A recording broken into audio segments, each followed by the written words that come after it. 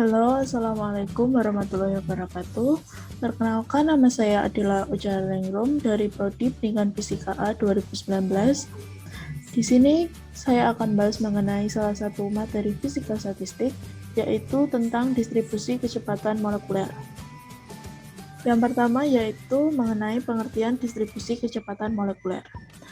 Pada kontainer ini terdapat beberapa molekul yang bergerak secara random atau acak dan memiliki kecepatan yang berbeda-beda. Pada R molekul yang bergerak pada kontainer ini tuh ada yang sangat cepat dan ada pula yang sangat lambat, sehingga kita tidak bisa menentukan tetapan nilai pada setiap molekulnya itu. Nah, dari molekul yang memiliki kecepatan dari V hingga VdV tadi, kita dapat menentukan probabilitas molekulnya, yaitu dengan fungsi FVdV, atau kita mengetahui bahwa fungsi ini termasuk fungsi genap. Kemudian pada kontainer tersebut terdapat satu molekul yang bergerak dengan kecepatan V. Maka dengan begitu kita dapat tulis bahwa V kuadrat sama dengan Vx kuadrat ditambah Vy kuadrat ditambah Vz kuadrat. Ketika kita mengambil elemen dari kontainer ini, maka akan diperoleh persamaan dNV per N sama dengan FVdV, yang berarti dNV ini menyatakan perbandingan antara jumlah molekul dan N-nya sendiri menyatakan jumlah molekul totalnya. Ketika N-nya kita pindah ruas, maka akan mendapatkan dNV sama dengan NFV dikalikan dV.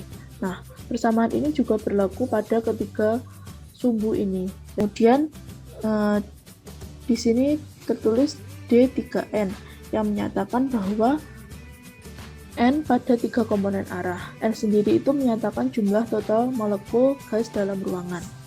Karena ini terdapat 3 sumbu, maka kita tulis dNVx, Vy, Vz. Kemudian sebelum menuju persamaan distribusi kecepatan molekuler, maka kita akan membahas mengenai kerapatan partikel terlebih dahulu. Kerapatan partikel sendiri disimbolkan dengan ρ, yang memiliki fungsi ρ sama dengan d3n per dvx dikalikan dvy dan dikalikan dvz, sehingga menemukan persamaan ρ sama dengan n dikalikan fvx dikalikan fvy dan dikalikan fvz. Lalu kita menuju pada kontainer yang ada di bawah ini. Pada kontainer ini kan terdapat molekul. Nah, molekul itu tuh bergerak ke arah sana itu dengan konstan. Maka karena dia bergerak konstan, kita dapat menulisnya menjadi d-ρ sama dengan 0. V kuadrat sama dengan Vx kuadrat ditambah Vy kuadrat ditambah Vz kuadrat sama dengan konstan. Dengan begitu, V1 tidak sama dengan V2, tidak sama dengan V3, dan tidak sama dengan Vi. Maka kerapatan partikel di satu tempat tersebut adalah konstan. Kemudian perubahan rapat kecepatan atau diferensial total dari rapat kecepatan bisa ditulis menjadi d-ρ sama dengan do-ρ per do-vx dvx ditambah do-ρ per do-vy dvy ditambah do-ρ per do-vz dvz.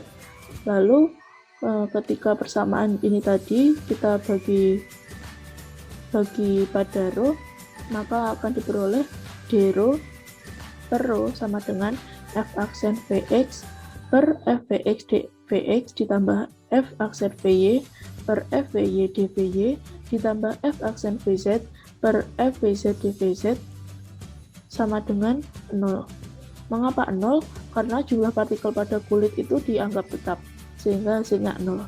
Ketika d-ρ-nya 0, dibagi berapapun, maka nilainya juga akan 0. Lalu ketika kita menggunakan metode Lagrange multipliers, yaitu dikalikan dengan lambda, maka akan diperoleh f aksen vx per fvx ditambah lambda vx dikalikan dvx ditambah f aksen vy per fvy ditambah lambda vy dikalikan dvy dan ditambahkan f aksen vz per fvz ditambah lambda vz dvz. Kemudian ketika kita milih lambda tertentu, karena ini tadi nilainya konstan, maka tiap variabel memiliki nilai 0. Lalu ketika persamaan ini kita integralkan menjadi integral f aksen Vx per f Vx sama dengan min lambda integral Vx dVx. Maka kita dapat tuliskan menjadi f Vx sama dengan a eksponensial min setengah lambda Vx kuadrat. Selanjutnya yaitu menentukan nilai a. Kemudian karena ini memiliki batas yang berbeda, maka kita harus mengubah batasnya. Cara mengubah batasnya itu kita dapat menggunakan integral simetris. Dan nilai a-nya didapatkan sebesar a sama dengan akar lambda per 2pi. Lalu karena a-nya sendiri sudah diketahui, maka kita dapat substitusikan pada persamaan ini, jadi f Vx sama dengan akar lambda per 2pi eksponensial min setengah lambda Vx kuadrat, dan juga berlaku pada sumbu y maupun sumbu z-nya sendiri. Lalu selanjutnya yaitu menentukan nilai lambda. Kita ketahui bahwa terdapat persamaan energi kinetik rata-rata pada teori kinetik gas, yaitu V sama dengan sepertiga Mn V kuadrat ekspektasi dengan nilai P-nya itu N dikalikan T. Lalu dari persamaan ini kita bisa peroleh nilai dari V kuadrat ekspektasinya menjadi 3kT per M. X kuadrat ekspektasi sama dengan sepertiga V kuadrat ekspektasi. Karena V kuadrat ekspektasinya kita tadi sudah ketahui sebesar 3kT per M, maka kita substitusikan pada persamaan ini, sehingga diperoleh nilai dari V X kuadrat ekspektasi sebesar KT per M. Nah, karena nilai Fx kuadrat ekspektasinya kita tadi sudah ketahui, dan nilai Fvx-nya juga sudah kita ketahui, maka kita peroleh persamaan KT per M sama dengan integral min tak hingga sampai tak hingga Vx kuadrat akar lambda per 2pi eksponensial min setengah lambda Vx kuadrat dVx. Selanjutnya yaitu dengan mengubah batas integralnya seperti pada penjelasan di awal, yaitu menggunakan integral simetris. Lalu dengan integral simetris kita memperoleh nilai dari lambdanya itu adalah sebesar M per KT.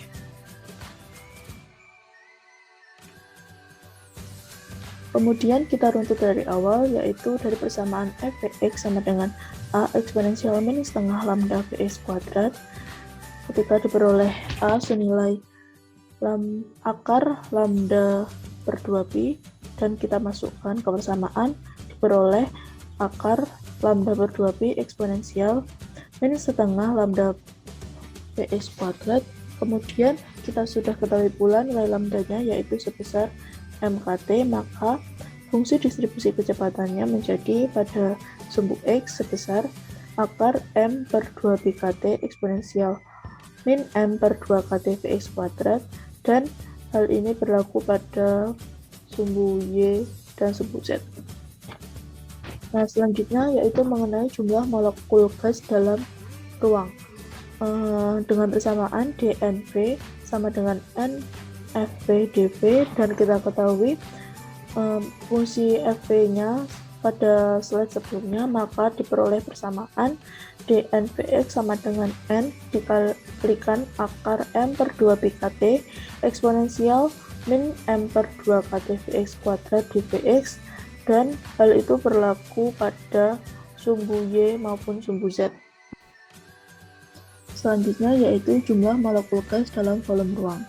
Kita ketahui N dalam 3 komponen arah, yaitu NF dikalikan Vx dikalikan FVY dikalikan FVZ dikalikan dVx dVy dVz. Lalu menghasilkan persamaan N sama dengan akar M per 2pi KT eksponensial min M 2 KT dikalikan V kuadrat dVx dVy dvz.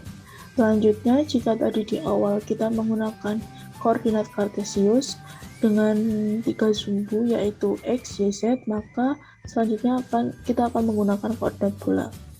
Sehingga bisa kita tuliskan dlv dikalikan dl theta dikalikan dl besinya menjadi dv dikalikan v d theta dikalikan v sin theta d besi, menghasilkan nilai dA-nya yaitu v kuadrat sin theta dv dikalikan d theta dan dikalikan d besi. Selanjutnya kita juga memiliki syarat bahwa V-nya nanti akan bergerak dari 0 hingga tak hingga, untuk θ-nya bergerak dari 0 hingga pi, dan untuk psi-nya bergerak dari 0 sampai 2pi. Lalu ketika kita substitusikan menjadi d3n v theta psi sama dengan n dikalikan v kuadrat m per 2 pi kt pangkat 32 eksponensial min m per 2 kt v kuadrat integral 0 hingga pi sin theta d theta integral 0 sampai 2pi d besi dv. Kemudian menghasilkan 4pi n v kuadrat dikalikan m per 2 pi kt pangkat 3/2 eksponensial min m v kuadrat per 2 kt dikalikan dv, dv-nya nanti menjadi n fv dikalikan dv. Lalu persamaan ini yang kemudian disebut sebagai fungsi distribusi laju Maxwell-Boltzmann. Lalu untuk pemanfaatan dari fungsi distribusi kecepatan sendiri dapat digunakan pada kecepatan rata-rata partikel gas, yaitu V ekspektasi sama dengan integral 0 sampai tak hingga V f dv sama dengan akar 8 kt per pm, dan pada kecepatan most probability atau FMP yaitu ketika nilai Fv-nya itu maksimum, sehingga berlaku do Fv per dv dengan batas bawahnya V sama dengan Vmp sama dengan 0, maka diperoleh nilai Vmp-nya sama dengan akar 2 kt per m. Lalu untuk saran yang ketiga yaitu kecepatan root mean square atau VRMS. VRMS sendiri rumusnya yaitu akar V kuadrat ekspektasi integral 0 sampai tak hingga VFV dv. Ketika kita substitusikan di sini memperoleh nilai VRMS yaitu akar 3 kt per pm. Selanjutnya yaitu mengenai latihan soal. Jadi di sini ditanyakan hitunglah fraksi atom-atom gas ideal yang vektor kecepatannya membentuk arah besi antara 30 derajat dan 40 derajat serta theta berapapun nilainya. Langsung saja, karena tadi yang diketahui hanya theta dan besi, maka di sini kita tulis d n theta besi sama dengan n v kuadrat sin theta d theta d besi per 4 pi v kuadrat. Karena tetanya tadi di soal berapapun nilainya, jadi kita sesuaikan dengan syaratnya yang di awal, yaitu dengan batas 0 sampai pi, sehingga ditulis 1/4 pi integral theta 0 sampai pi sin theta d theta dikalikan integral 30 hingga 40 d theta 1/4 pi dikalikan min cos pi dikurangi cos theta dikalikan 40 min 30 pi per 180 menghasilkan nilai sebanyak 0,028, sehingga fraksi atomnya yaitu sebesar 0,028. Oke, sekian materi mengenai distribusi kecepatan molekuler yang dapat saya sampaikan. Apabila ada kesalahan dalam penyampaian materi ataupun kesalahan dalam penyampaian kata, saya mohon maaf. Semoga video ini dapat bermanfaat. Sekian dari saya. Wassalamualaikum warahmatullahi wabarakatuh.